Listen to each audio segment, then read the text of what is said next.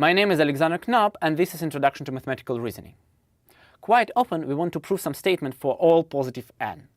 And the primary method to do this is called proof by induction, or prove using the induction principle.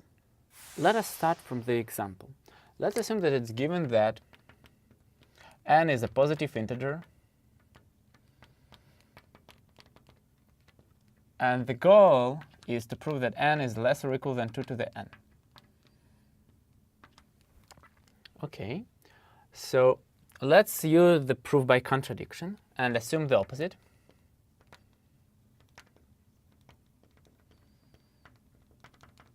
In other words, we need to assume that there is n such that n is greater than 2 to the n.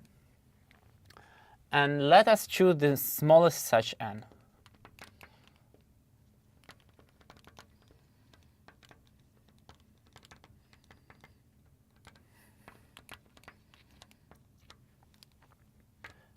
We have two cases. First case is when the smallest such n is equal to 1,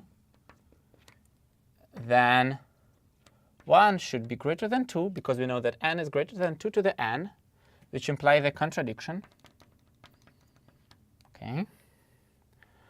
If n is not equal to 1, then n minus 1 should be less or equal than 2 to the n minus 1, because we have chosen the smallest n such that n is greater than 2 to the n. But this implies that n is less or equal than 2 to the n minus 1 plus 1, because we can add 1 to both sides of the inequality. And now notice that 1 is less or equal than n minus 1 because n is at least 2. So n is less or equal than 2 to the n minus 1 plus n minus 1. And we know that n minus 1 is less or equal than 2 to the n minus 1. So this implies that n is at most 2 to the n minus 1 plus 2 to the n minus 1. But this is equal to 2 to the n. And it gives us that n is at most 2 to the n. And this is a contradiction. So as a result, we get a contradiction in both cases. And it means that we prove that n is at most 2 to the n. The previous proof was not exactly formal, because I said, let us consider the minimal n, and I have not explained why such an n exists. Instead of this, I propose to use the induction principle. So induction principle is used to prove that p of n is true for all n where n is an integer, a positive integer. Okay? So when you want to do this, you first prove p of 1. After that, you prove that if p of k is true, then p of k plus 1 should be true as well. And you do this for all integers k. Let us start with an example. Let us assume that it's given that n is a positive integer, and we want to prove that 1 plus 2 plus plus n is equal to n plus 1 times n over 2. Okay? So we are going to prove it using the induction principle. And we need to state p for this. So p of n is a statement that 1 plus 2 plus plus n is equal to n plus 1 times n over 2. Okay? So proof consists of two parts. First of all, we need to prove p of 1. P of 1 states that 1 is equal to 1 plus 1 times 1 over 2.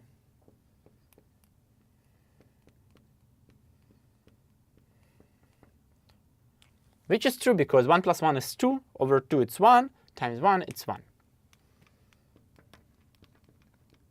Okay. The second part is to prove that p of k implies p of k plus 1. In other words, we know that 1 plus 2 plus plus k is equal to k plus 1 times k over 2. Okay? And we want to prove that the sum of k plus 1 is equal to something like this. So it implies that 1 plus 2 plus plus k plus 1 is equal to k plus 1 over 2 times k. And we need to add k plus 1. OK. Now that we have k plus 1 here and k plus 1 here, so it implies that 1 plus plus k plus 1 is equal to k plus 1 times k plus 2 over 2. And this is p of k plus 1. So we proved both parts of the statement. And as a result, we proved that p of n is true for all n. So the template of the proof by induction is the following. First of all, you need to state that it's a proof by induction. After that, you need to consider the base case, the case when p of 1 is proven. On the next part, you need to prove the induction step, or you need to prove that p of k plus 1 is true under the assumption that p of k is true. Finally, you need to make a conclusion and say that, OK, p of n is true for all integers n bigger than 0. So in this video, we discussed one of the best methods to prove statements of the form p of n is true for all positive integers n. If you have any questions or remarks, ask them in the comments. See you later.